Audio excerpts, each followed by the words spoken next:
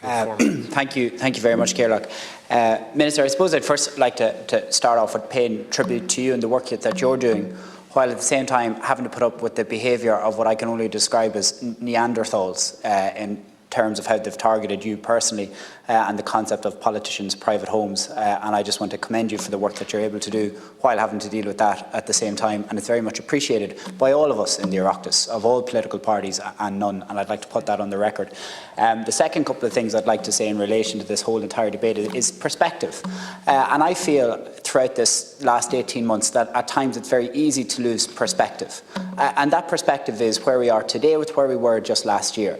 Last year we didn't have vaccines. Last year the concept of antigen tests weren't in use whatsoever.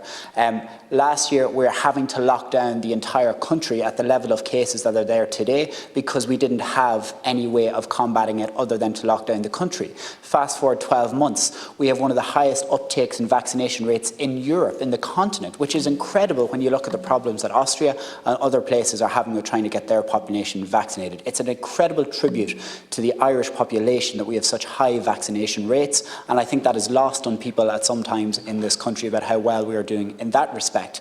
Where we also are now is we have the vast, we are also now using antigen tests. We are also able to keep the vast majority of our country up and running despite case numbers being at where they are.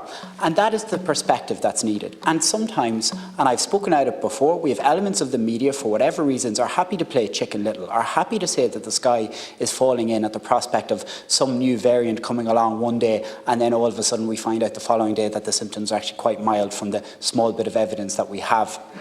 The second point about that as well is that we are not in the space, when you look at the second point of perspective is, when you look at the case numbers that are announced every night, I feel it's disingenuous at sometimes because it has such a backlog cases multiply in with them in the same time. So it's very difficult for people who are watching it every evening to think, oh God, this is the way it's going. When you actually dig down into the figures of the last couple of weeks, you see a tapering off of it. You see a lessening in case numbers. You see less people coming out of ICU. You see less people not having to go into hospital. And why is that? Because we're vaccinated, because vaccinations have worked so well in this country. And that is something that I just think needs to be brought into the debate. We need to take a deep breath, we need to take a step back, and we need to have perspective.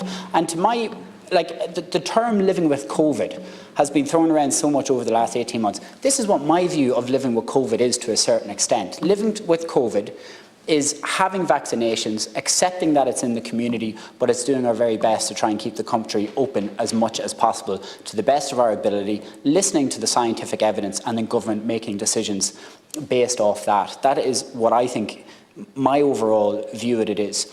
In terms of the potential new measures, and I don't want to pre-guess anything, I don't think there is a need at this stage for increased or tougher restrictions coming along, especially when we look at where the numbers are going and at how well, we are now at a point today, and this is forgotten about because we lose it in the narrative of this Chicken Little narrative of the sky is falling in. We are at a much better place today than what the NEFIT modelling was 2 weeks ago of the best possible outcome for today. We're in a better place than the best case scenario of the modelling 2 weeks ago. So we're in a really good place. So I think it would be very difficult to turn around and argue for further restrictions. And the final thing I would like to say just about the school numbers, schools haven't all of a sudden just become a crazy unsafe place. The virus is thriving in places and people who aren't vaccinated, and that's with the unvaccinated people, and that's within school children of 9 to 12. That's why we see a huge race there, because this virus thrives on people who aren't vaccinated.